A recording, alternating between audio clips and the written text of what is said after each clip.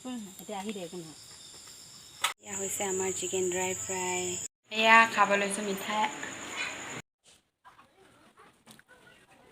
আৰু এয়া মই ওলাই মেলি আজৰি ধুৰমাইনা কাপোৰকেইটা চেঞ্জ কৰি দিওঁ আৰু ওলালোঁ মানে কি আৰু মাহঁতৰ ঘৰ যিহেতু ওচৰতে পনৰ নাইটিটো বুলি নতুনটো পিন্ধি ল'লোঁ সিমানেই আৰু এতিয়া যাওঁ বলক লাইটকেইটা অফ কৰি দিলোঁ সেইকাৰণে আন্ধাৰ আন্ধাৰ হৈছে হেল্ল' এভৰিৱান আমি আজি ফুৰিবলৈ গৈ আছোঁ মাহঁতৰ ঘৰলৈ আৰু এই ৰাতিখন আমি কিয় যাবলৈ ওলালোঁ এয়া সকলোখিনি কথা গম পাব আপোনালোকে আৰু আপোনালোক সকলোকে স্বাগতম জনাইছোঁ মোৰ নতুন এটা ভিডিঅ'লৈ আশা কৰোঁ আপোনালোকে ভিডিঅ'টো শেষৰলৈকে চাব 1 বা 2 মিনিট চাই পেলাই কমেণ্ট নকৰিব এয়া আমি ঘৰ আহি পাই গ'লোহি আৰু গাড়ীৰ আগত এনেকৈ চাকি বাতি দিবলৈ লওঁতে আপোনালোকে মন কৰিছেনে বাৰু আমাৰ ভণ্টিহঁতে নতুন গাড়ী ল'লে আৰু গাড়ী লৈ পেলাই ঘৰত পাৰ্টি দিবলৈ আহিছে সেয়ে মোকো ঘৰৰ পৰা লৈ আহিলেগৈ আৰু এতিয়া আমি মাহঁতৰ ঘৰ পাই গ'লোহি দেউতাই নতুন গাড়ীখনত অকণমান নিয়ম এটা কৰিবলৈ লৈছে আৰু আপোনালোক সকলোৱে আশীৰ্বাদ কৰিব যাতে ভণ্টিহঁতৰ যাত্ৰা সদায়ে সুখৰ হৈ থাকে আৰু গাড়ীখনে ঘৰলৈ সুখ শান্তি কঢ়িয়াই আনে সকলোৱে আশীৰ্বাদ কৰিব আৰু দেউতাই সেই অকণমান পূজা কৰোঁতে মই আপোনালোকক অকণমান দেখাই দিলোঁ যিহেতু বৰ বিশেষ ভিডিঅ' কৰাও হোৱা নাই তেনেকৈ অলপ উৎপাত দৰে লাগি আছে পটককৈ ভণ্টিয়ে ফোন কৰিলে ওলাই থাকা আমি গৈ আছোঁ বুলি তাৰপিছত আমাকো সেই ঘৰৰ পৰা লৈ গ'ল মাহঁতৰ ঘৰলৈ আৰু সেনেকৈয়ে আপোনালোকক ভিডিঅ' অকণমান কৰি পেলাই মই দেখালোঁ এয়া গাড়ীখন কেনেকুৱা লাগিছে কমেণ্টত জনাবলৈ নাপাহৰিব আৰু এতিয়া দেউতাই নিয়মখিনি ধুনীয়াকৈ কৰি ল'লে আৰু ময়ো সেই অকণমান ভিডিঅ' কৰি ৰাখিলোঁ তাৰপিছতে আমি এতিয়া সকলোৱে চাহ খাম এয়া খাব লৈছোঁ মিঠাই চাহ তাহ খাই বৈ আজৰি হৈ লাগি গ'লোঁ একেবাৰে ধুমধামে খানা বনোৱা আৰু কি বনাওঁ আপোনালোকক অকণমান দেখাম এয়া আমাৰ চিকেন ড্ৰাই ফ্ৰাই লাইটটো দিলে অকণমান বেয়া হয় এয়া হৈছে আমাৰ চিকেন ড্ৰাই ফ্ৰাই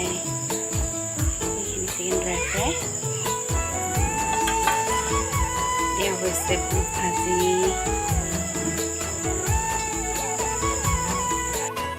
আৰু এয়া হৈছে চিকেন কাৰী ধুনমাইনাই আৰু টুকটুক বেটা ইমানেই বেছি হালা কৰিছে আৰু সেইকাৰণে মই ভইচ অভাৰ কৰিব লগা হ'ল এইখিনি আমাৰ চিকেন ড্ৰাই ফ্ৰাইখিনি যদি লাইট মানে ফেচ লাইট দি পেলাই দিলে কালাৰটো বেলেগ হৈ যায় ৰিয়েলত কালাৰটো খুব ধুনীয়া হৈছিলে মছলা ইউজ নকৰাকৈ বনাইছিলোঁ হেল্ল' এভৰিৱান কালি ঘৰত আৰু ভিডিঅ' কৰা নহ'ল যিহেতু অকণমান লেট হ'ল সকলোৱে খাই বৈ আহিলোঁ সেইফালে ভণ্টিও গ'লগৈ এইফালে ময়ো আহিলোঁ তেনেকৈ থাকি গ'ল আৰু ভিডিঅ' কৰা নহ'ল আজি পুনৰ ভিডিঅ'টো আকৌ আৰম্ভ কৰিছোঁ আৰু এতিয়া একদম মৰ্ণিঙৰ 10টা বাজিলে আৰু 10টা বাজিলে বেটাক স্কুলৰ পৰা থৈ মেলি আহিলে ভাবিলোঁ ভিডিঅ'টো মানে যিটো কণ্টিনিউ কৰা নাই ভিডিঅ'টো কণ্টিনিউ কৰোঁ আৰু আজি একদম চুলি তুলি মেলি লৈছোঁ আজি চুলিত মই মানে চুলিখিনি মোৰ বহুত সৰি আছে সৰাৰ কাৰণে মই অলপমান ভাল পাইছোঁ এটা বস্তু ইউজ কৰিছিলোঁ ইয়াৰ বিষয়ে আজি আপোনালোকক ক'ম বস্তুটো বিশেষ তেনেকৈ একো নহয় জবা ফুলৰ পাত ইউজ কৰিম আৰু জবা ফুলৰ পাত ইউজ কৰিলে কি হয় ইয়াৰ কি গুণাগুণ আছে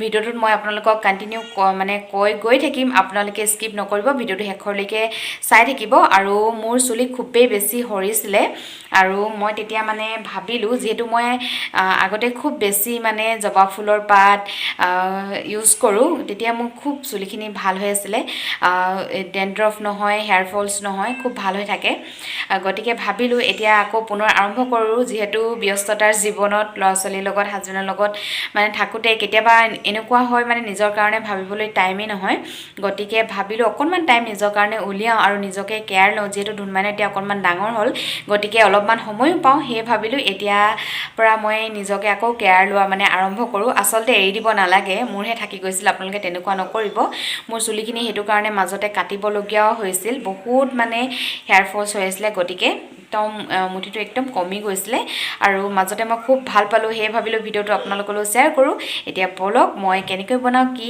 আৰু কি কথা সকলো কৈ গৈ থাকিম চাই থাকিব কেৱল ভিডিঅ'টো আৰু এয়া জবা ফুলৰ পাত মই কালিয়েই ছিঙি আনিছিলোঁ গধূলি টাইমত সেইটো কাৰণে অকণমান লেৰেলি গৈছে আৰু এতিয়া এইখিনি মই ধুনীয়াকৈ ধুই ল'লোঁ ধুই পেলাই মই এতিয়া ইয়াত অকণমান অলপকৈ কাটি ল'ম টুকুৰাকৈ কাটি ল'ম নহ'লে কি হয় মিক্সাৰত যিহেতু পিচিম অকণমান কষ্ট পায় আৰু জল্দি হ'বৰ কাৰণে মই এইখিনিতে অলপমানকৈ সৰুকৈ কাটি লওঁ চাওক মই টুকুৰা টুকুৰকৈ কাটি ল'লোঁ আৰু মিক্সাৰত দি লৈছোঁ। আপোনালোকে ইচ্ছা কৰিলে এই ঠাৰিকেইডাল এৰাই ল'ব পাৰে, মই এৰুৱা নাই কাৰণ এইখিনি বহুত কুমলীয়া হয়। কুমলীয়া আগকেইটা ল'ব আপোনালোকে।